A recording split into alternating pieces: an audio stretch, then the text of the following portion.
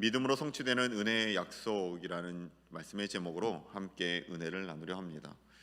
우리는 계속해서 로마서의 말씀을 나누고 있습니다. 이 로마서의 말씀을 묵상하면 묵상할수록 이것이 단지 과거에 바울에 의해서 로마 교회에게 전달된 메시지가 아니라 오늘을 살아가고 있는 우리에게 주시는 하나님의 말씀이다라는 사실에 대해서 더욱더 많이 깨닫게 되어지고 있습니다. 최근 우리는 코로나 사태로 인해서 교회의 본질에 대해서 또한 우리가 오늘 갖고 있는 이 신앙의 본질에 대해서 심각한 도전을 받고 있지 않습니까?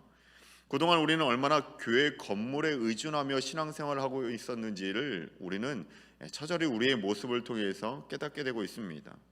우리가 얼마나 하나님과 친밀감을 누리고 있었는지에 대한 그 민낯들이 오늘 우리에게 드러나고 있다는 겁니다.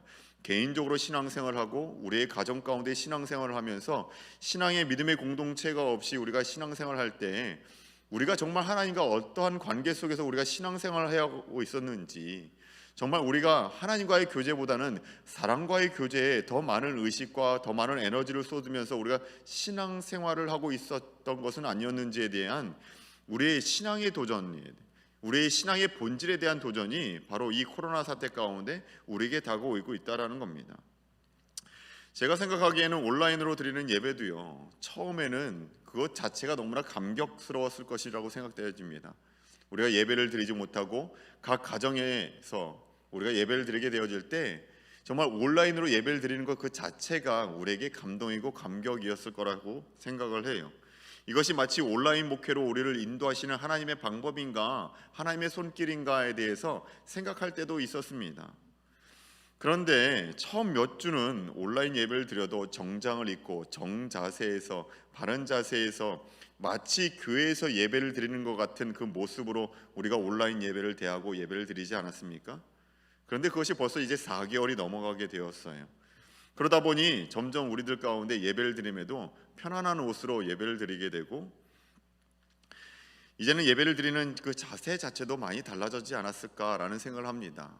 예배를 드리는 가운데 전화가 오면 전화를 받게 되고, 설교한 말씀을 듣는 중에서도 목마르면 물을 마시러 가게 되고, 오히려 이제는 다른 일을 하면서 예배를 드리게 되는 그 모습이 혹시 우리들 가운데 있지 않습니까? 갑자기 깜짝 놀라셨죠?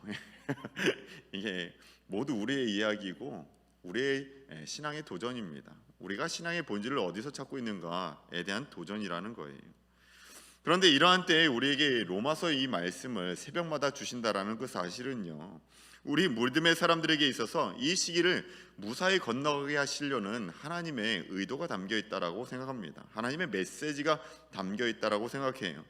수없이 들었었던 그 복음이 과연 우리들 가운데 어떤 의미로 다가오는지, 또한 우리가 평생 붙들고 살았던 그 믿음이 과연 무엇인지에 대해서 오늘 우리는 이 로마서의 말씀을 통해서 다시 한번 깨닫게 된다는 겁니다. 다시 한번 점검하게 된다는 것이에요. 정말 하나님의 은혜로 살아가고 있다라고 믿었는데, 정말 우리가 다른 것을 의지하는 것이 아니라, 우리의 노력이나 우리의 행위가 아니라 정말 하나님의 은혜만으로 오늘 우리가 살아가고 있었는지에 대해서 우리는 이 로마서의 말씀을 통해서 다시 한번 도전받게 되고 점검하게 된다는 것이에요. 그 가운데 우리를 단단히 세우시고자 하는 하나님의 메시지가 이 로마서에 있다는 겁니다.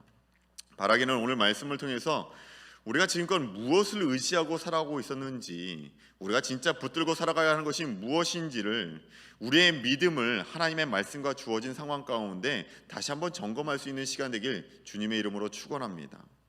그럼 지금까지 이 로마서의 말씀을 점검해 보도록 하겠습니다. 다시 한번 정리해 볼게요. 반복하여 여러분이 듣고 계시겠지만 로마서 1장의 말씀은 무엇을 이야기하고 있습니까? 이 이방인들의 죄에 대해서, 율법을 받지 않은 이 이방인들의 죄에 대해서 말씀을 나누었습니다. 그리고 2장으로 넘어가서 유대인이라고, 하나님의 말씀을 받은 자, 또한 하나님께 선택받은 이 유대인들의 죄에 대해서 다시 한번 그 민낯을 드러내는 것이 바로 로마서 2장의 말씀에 나왔어요. 그리고 3장에서 결론적으로 무엇을 이야기하고 있습니까? 이방인이든 유대인이든 결국 모든 사람이 죄를 범하였으므로 하나님의 영광에 이르지 못하게 되었다라고 결론을 짓고 있습니다. 저와 여러분, 이 모든 사람들이 결국 죄인이라는 사실을 다시 한번 증명하는 것이 로마서 3장 말씀이었어요. 이렇듯 바울이 1장부터 3장까지의 말씀을 통해서 우리의 민낯을, 우리의 죄된 모든 모습들을 드러내며 강하게 강조하고 있는 이유가 있습니다. 그것은 바로 오늘 이 4장의 말씀, 4장 이후로의 말씀을 우리에게 전하기 위해서 1장부터 3장까지 우리의 죄된 모습을, 죄성에 대해서 강조하고 있다는 겁니다. 과연 이 죄 많은 인생들이 어떻게 하나님 앞에 의로운 인생들이 될 수 있는가, 구원받은 하나님의 자녀가 될 수 있는가에 대한 답이 이 4장부터 나오기 시작하게 되었다는 겁니다. 그래요, 우리에게 있어서 이 4장의 말씀은 앞서 말씀드린 우리의 신앙의 도전에 대한, 신앙의 본질에 대한 도전의 명확한 답을 우리에게 주고 있습니다. 정말 우리 신앙에 있어서 너무나 중요한 말씀이 이 로마서 4장부터 계속적으로 우리에게 증거되고 있다는 겁니다. 너무나 중요한 질문과 진리가 담겨 있다는 것이에요. 질문이 무엇입니까? 죄 많은 인생들이 어떻게 의롭게 될 수 있습니까? 오늘도 죄악 가운데 살아가고 있는 우리들이 어떻게 하나님으로부터 의롭다함을 받으며 하나님의 자녀로 살아갈 수 있는가에 대한 그 질문에 대한 답이 오늘 나오고 있다는 겁니다. 그 질문의 답이 무엇입니까? 오직 한 가지입니다. 이 질문에 대한 답은요, 딱 한 가지밖에 없다라는 겁니다. 오직 하나님의 은혜입니다. 우리는 오직 하나님의 은혜로 오늘을 살아갈 수 있고, 하나님의 은혜로 의롭다함을 받으며 그 가운데 하나님의 자녀됨으로 살아갈 수 있다라는 것이에요. 그런데 우리가 이 사실을 모르는 사람이 있습니까? 너무나도 잘 알고 있지 않습니까? 우리가 평생을 신앙생활을 하면서 이 사실에 대해서 얼마나 많은 주입을 받았습니까? 그런데 문제는 그럼에도 불구하고 오늘 우리는 은혜로 살아가고 있는 것이 아니라 오늘도 우리의 노력으로 살아가고 있다는 사실입니다. 오늘도 우리의 행위로 살아가고 있는 우리의 모습과 우리의 신앙생활을 보게 된다는 것이에요. 저는 개인적으로 지금까지 살아오면서 시험에 떨어져 본 적이 딱 2번 있다라고 생각합니다. 더 있을지도 모르겠는데 기억에 남는 실패가 딱 2번이 있어요. 하나는 운전면허 시험입니다. 이렇게 운전면허 시험이 붙는 것이 어려운지 운전면허 시험에 한번 떨어졌었고, 또 한번 실패를 경험한 적이 언제냐면 목사가 되겠다라고 신학대학원을 가게 되었을 때 시험에 떨어진 적이 있습니다. 지금은 그렇지 않지만 예전에는요, 매년 1600명이 넘는 지원자가 하나의 신학교에 있었습니다. 그 중에서 200명이 붙으니까 결국에는 1400명이 넘는 인원이 매년 재수를 하고 삼수를 하게 되는 거예요. 그래서 제가 입학했을 때 제 동기 중에서는요, 8수 만에 입학한 분이 있었습니다. 이 말은 결국은요, 8년 동안 준비를 했다라는 것이고, 목사가 되기 위해서 8번의 시험을 보셨다라는 겁니다. 그런데 저 역시 그 시험에서 떨어지게 되었어요. 공부만 좀 하면 되겠지라는 생각에 노력도 하고 공부도 했지만 시험에 똑 떨어지게 된 겁니다. 그때 시험에 떨어졌었다는 사실이 저에게 너무나 충격적으로 다가왔어요. 전혀 떨어질 거라고 생각을 하지 않았기 때문입니다. 그런데 또 한편으로는요, 그 시간 가운데 제게 너무나 큰 깨달음을 주었던 한 가지 메시지가, 하나님의 메시지가 있었습니다. 그것이 무엇이냐면, 목사가 되겠다고 하면서 내 노력으로 무엇인가 얻으려고 생각하는 것이 너무나도 큰 잘못이라는 겁니다. 아니, 그것이 하나님의 은혜를 무시하는 정말 심각한 죄라는 사실을 저에게 깨닫게 해주셨다는 것이에요. 그리고 그 후에 자주 고백하게 되는 찬양이 있는데, 그 찬양의 제목이 무엇이냐면 은혜로만 들어가네라는 찬양입니다. 혹시 들어보신 적 있나요? 은혜로만 들어가네, 은혜로만 선다네, 우리의 노력이 아닌 어린 양의 보혈로. 그래요, 우리가 들어가는 것, 우리가 서는 것, 우리가 모든 행위를 하는 것 그 자체가 하나님의 은혜 아니고는 모든 것이 다 불가능하다는 겁니다. 어린 양의 보혈, 예수 그리스도의 그 십자가의 은혜가 아니면 오늘 우리가 하나님 앞에 서는 것도, 우리가 예배를 드리는 것도, 우리가 잘 사는 것도, 우리의 자녀가 잘 되는 것도 모두가 다 불가능하다는 사실을요, 그 순간 깨닫게 되었다라는 거예요. 근데 놀라운 것은 저만 그런 것이 아니라 대학원을 들어가니까 신학생 1학년들이, 신대원 1학년생들이 모두 다 이 찬양을 부르는 겁니다. 모두가 다 은혜로 들어왔다라는 사실을 고백하고 있다는 것이에요. 이것이 바로 하나님의 가르치심이었다라고 생각합니다. 평생 목회를 할 것인데 그 목회 역시 너희들의 능력과 노력, 최선이 전부가 아니라는 사실을 우리에게 가르쳐 주셨다라는 거예요. 반드시 하나님의 은혜가 필요하다는 사실을요, 저희들에게 각인시키는 것이 바로 이 시험이었다라는 겁니다. 그래요. 그 이후에 저희 가정의 모든 발걸음이 결국 나의 노력과 나의 애씀으로 움직이는 것이 아니라 하나님의 은혜로 인도함을 받는다라는 사실을 처절히 깨닫게 되었습니다. 특히 이 미국에 와서 하루하루 살아가는 그 모든 삶의 발걸음이 정말 하나님의 은혜 없이는 살 수 없구나, 저의 가정의 미래가, 저희 자녀의 미래가 정말 하나님의 은혜가 아니면 단 하루도 살 수 없는 이 광야 같은 세상이구나라는 것을 깨닫게 되었다라는 겁니다. 이것이 우리의 구원에서부터요, 우리의 시작점인 이 구원에서부터 우리의 모든 삶의 발걸음을 포함하는 진리입니다. 하나님의 은혜로만 살 수 있다라는 사실이요, 하나님의 은혜 없이는 우리가 단 하루도 살 수 없다라는 사실을, 이 예로 어제 말씀에서 아브라함을 이야기하지 않았습니까? 아브라함이 의롭게 된 때가 언제입니까? 아들 의삭을 바칠 때입니까? 아니면 율법의 말씀대로 할례를 행하였을 때입니까? 그렇지 않습니다. 오직 하나님의 은혜 가운데 아브라함의 믿음의 고백이 그를 의롭게 했다라고 성경은 기록하고 있다는 겁니다. 어떠한 행위가 아니라 아브라함의 믿음의 고백 위에 하나님의 은혜를 베푸셨기 때문에 그가 이 죄 많은 인생이 의롭게 되는 역사가, 그 가운데 성령의 역사가 일어났다라는 것이, 그리고 이 사실을 확증하는 것이 바로 다윗의 고백이었습니다. 밧세바를 범한 심각한 죄에 대해서 해결함을 받은 그 근거가 어디 있었느냐? 그의 회개의 기도에 있었던 것이 아니라, 그의 어떠한 통곡과 자복하는 행위에 있었던 것이 아니라 하나님의 절대적인 긍휼하심과 은혜였다라는 사실을 다윗은 그의 입술로 고백하고 있다라는 겁니다. 그렇다면 여기서 중요한 질문이 나오는데, 만일 구원이 이 믿음으로 말미암는 것이라면 그럼 율법은 대체 무엇인가라는 겁니다. 특히 하나님이 아브라함과 세우신 언약이 있지 않습니까? 이 할례의 언약이 과연 어떠한 의미가 있냐라는 질문이 이 유대인들 가운데 나왔다는 겁니다. 그리고 오늘도 우리에게도 마찬가지죠. 교회에 매일 나와서 안식일을 지키는 것, 우리가 봉사를 하고 우리가 신앙생활하며 전전하는 그 모든 행위가 과연 우리에게 어떤 의미가 있냐라는 겁니다. 그리고 이 질문은 다시 한번 우리에게 우리가 의롭게 되는 것이 할례와 같은 율법을 지키는 것이 있는 것이 아니라 성경 말씀을 읽고 기도를 하고 예배를 드리는 것에 우리가 의롭게 되는 것이 절대 아니라 오직 그 은혜로 인하여 믿음으로 말미암아 우리에게 주어진 하나님의 은혜라는 사실을 다시 한번 우리에게 가르쳐주고 있다는 겁니다.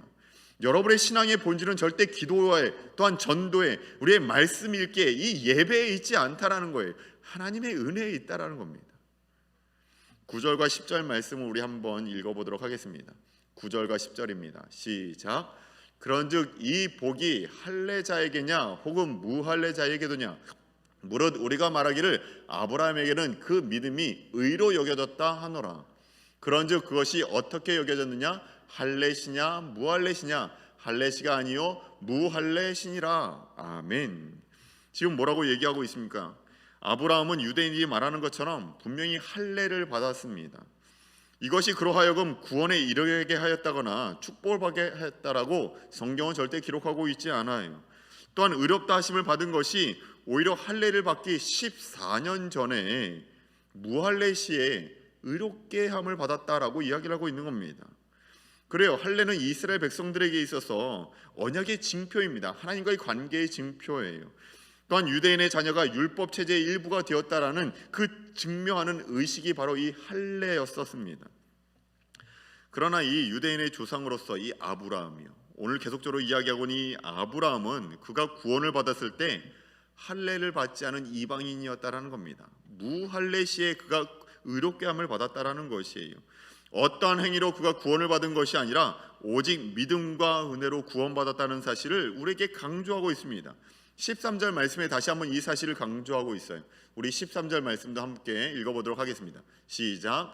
아브라함이나 그 후손에게 세상의 상속자가 되리라고 하신 언약의 율법으로 말미암은 것이 아니요 오직 믿음의 의로 말미암은 것이니라. 아멘. 아브라함과 그의 후손, 저와 여러분을 포함한 모든 하나님의 사람들이 이 할례의 율법을 통해서 우리가 의롭게 된 것이 아니라, 상속자가 된 것이 아니라 오직 믿음의 의로 말미암아 우리가 상속자가 되었다라는 겁니다. 하나님의 자녀가 되었다라는 것이에요. 그래요. 사도 바울이 지금 이토록 아브라함의 이야기를 이 로마서 4장을 통해서 계속적으로 장황하게 이야기하고 있는 이유가 있습니다. 그것은 오늘 우리의 신앙의 본질을 이 아브라함에게서 찾으라는 겁니다. 아브라함의 행위에서 찾으라는 것이에요. 아브라함의 믿음이 무엇이었습니까? 마지막 17절 말씀이, 우리 17절 말씀을 읽겠습니다. 시작. 기록된 바 내가 너를 많은 민족의 조상으로 세웠다 하심과 같으니 그가 믿은 바 하나님은 죽은 자를 살리시며 없는 것을 있는 것으로 부르시는 이신이라. 아멘. 아브라함에게는 믿음이 있었다라는 겁니다. 우리를요, 그를 믿음의 조상으로 세우시며 마치 아무것도 없는 것 가운데 무에서 유를 창조하시는 하나님이라는 사실을요, 때로는 죽은 자 또한 살리시는 하나님이라는 그 사실을 이 아브라함은 믿음으로 그가 의롭게 되었다라는 사실입니다. 그래, 하나님은 죽은 사람을 살리시며 없는 것을 불러내어 있게 만드시는 창조주 하나님이라는 사실을요, 우리 그리스도인들은 하나님을 믿는 믿음 안에서 그 은혜를 이 믿음 가운데 구하며 살아야 한다는 겁니다. 이것이 우리 그리스도인들의 신앙의 본질이고 모든 삶의 발걸음이 되어야 한다는 겁니다. 그렇다면 다시 한번 여러분에게 도전합니다. 우리의 이야기로 들어와서 과연 우리는 이러한 믿음 가운데 정말 하나님의 은혜로 살고 있습니까? 오늘 우리가 이런 믿음으로 은혜로 살고 있지 않다면 우리의 신앙생활은 절대 행복할 수가 없어요. 여러분의 신앙생활을 한번 점검해 보시기 바랍니다. 여러분의 신앙생활이 정말 행복하고 하나님 앞에서 기쁨이 충만합니까? 오늘도 봉사로 인하여서, 신앙의 행위로 인하여서 우리가 또한 부담 가운데, 그 십자가 가운데 눌려 살아가고 있지 않습니까? 생각해 보세요. 부모에게 잘 보이기 위해서 공부하고 열심히 사는 것이 진짜 행복입니까? 우리 자녀들에게 진짜 행복입니까? 최선을 다하고 열심을 다하는데 그 과연 목적이 무엇이냐라는 거예요. 지성이면 감천이다 해서 하나님을 감동시켜 우리에게 무엇인가를 주실 것에 대한 그런 기대감 가운데 우리가 신앙생활을 하고 있는 것은 아닌가라는 거예요. 과연 우리는 그러한 노력과 그런 행위 가운데 그 결과에 대해서, 그 기도의 결과에 대해서 순종할 만한 믿음이 과연 오늘 우리에게 있습니까? 하나님의 거절함에 대해서까지도 순종할 만한 믿음이 과연 오늘 우리들 가운데 있냐라는 것이, 과연 이러한 행동 가운데, 우리의 신앙 가운데 행복이 있고 기쁨이 있습니까? 가끔 글로나 주변에 있는 이들을 통해서 입양한 아이들에 대한 이야기를 보고 듣고 되게 됩니다. 아니면 재혼한 부모님 밑에서 자란 우리 자녀들의 이야기를 듣고 보고 되게 됩니다. 그런데 그 아이들의 삶의 이야기를 보면 아무리 부모가 잘 해주고 엄마라고 부른다 할지라도 머리로는 잘 알아듣지만 행동이 왠지 모르게 어색함이 있다라는 사실을 알게 됩니다. 감사도 있고 그 은혜도 알지만 그것을 마음 편히 잘 누리며 살지를 못한다라는 것이에요.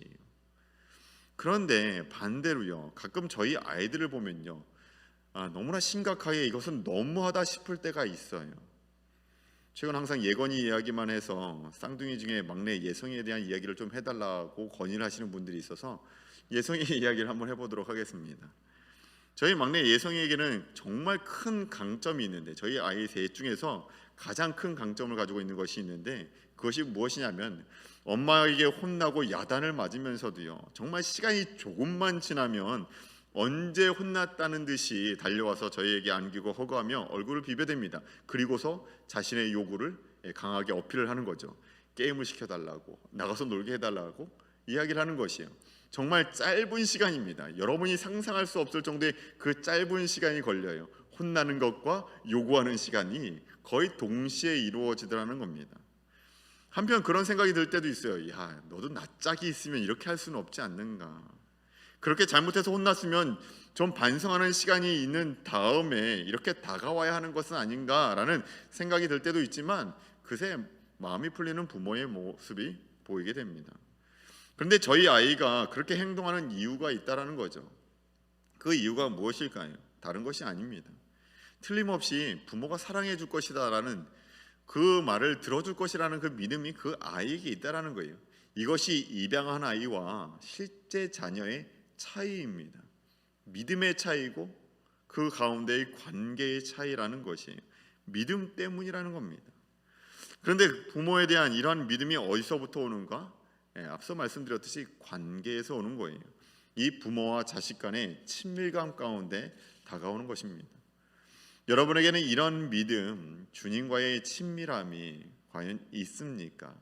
무언가를 하지 않아도 그저 달려가기만 하고 요구하기만 하고 그냥 얼굴을 부벼대기만 해도 하나님이 우리를 안아주시고 우리를 사랑해 주시고 그 이상의 것을 주실 것이라는 그 믿음이 여러분에게 있습니까? 심지어는 예배를 드리지 않아도, 기도를 하지 않아도, 성경 말씀을 오늘 묵상하지 않아도 자녀된 신분으로 그저 나아가면 받아주실 것이라는 그 믿음이 여러분 가운데 있습니까? 이 믿음이 오늘 우리를 노력이 아닌 하나님의 은혜로 살게 하는 겁니다. 우리의 가정을 선한 길로 인도하실 것이라는 그 믿음, 우리의 자녀를 하나님께서 책임져 주실 것이라는 그 믿음이 우리의 행위가 아니라, 우리의 애씀이 아니라 하나님의 은혜로 살게 하는, 그 은혜 가운데 살게 하는 그 믿음이라는 겁니다. 여러분, 우리에게 주어진 이 팬데믹 시간이 교회 봉사나 모임과 같은 우리의 행위를 오히려 멈추고 주님과의 관계에만 집중할 수 있는 그 신앙의 본질을 회복할 수 있는 시간이 되길 주님의 이름으로 축원합니다. 신앙생활의 진정한 회복을요, 그 행복을 회복할 수 있는 시간이 되길 주님의 이름으로 축원합니다. 요즘 하루 일과가 끝날 때마다 아이들과 가족 모임을 만들어서 대화를 하고 있어요. 팬데믹 상황이 길어지고 이제 새로운 학기가 시작되어도 학교를 가지 못할 것이라는 생각 가운데 이틀에 한 번씩 가족 모임을 저녁마다 일과가 모두 끝나고 나서 갖게 되는 겁니다. 그 시간에 아이들에게 항상 질문하는 것이 세 가지가 있습니다. 부모로서 또한 제 자신에게도 또한 질문하는 것이기도 한데 세 가지를 아이들에게 질문을 해요. 오늘 하루 하나님을 생각하며 행동한 것이 무엇이 있는지 이야기를 하는 겁니다. 그리고 너 자신의 성장을 위해서 오늘 노력한 것이 무엇이 있었는지를 이야기를 하고 내일을 위한 어떠한 플랜과 계획을 가지고 있는지에 대해서 이야기를 나누는 시간을 저녁마다 갖고 있어요.